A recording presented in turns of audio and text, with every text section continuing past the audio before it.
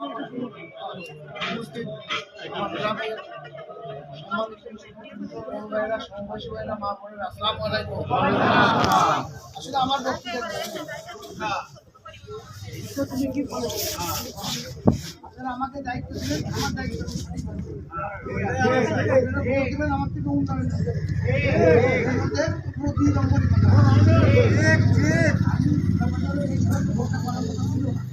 আমার কিন্তু হাতে আরো 2 বছর সময় ছিল।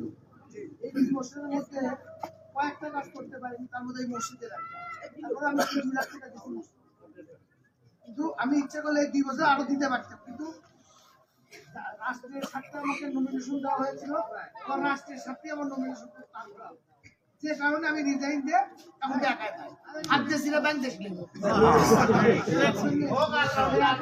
আমি আপনাদের ছেলে, আপনাদের ভাই, আপনাদের এখন আপনারা আমার সাথে থাকেন, আপনারা ভোট দিবেন, দোয়া করবেন। তবে আমি যেটা মনে করি, আমাদের এই গ্রামে যে আমার বন্ধু মতিন, সেও আমার সাথে আছে, আরো লোকজন আছে, এত লোকের মধ্যে পাওয়া যাবে সব ভোটই আপনাকে হবে ইনশাআল্লাহ। এবার একটা আমরা শিবগঞ্জে ইতিহাস তৈরি,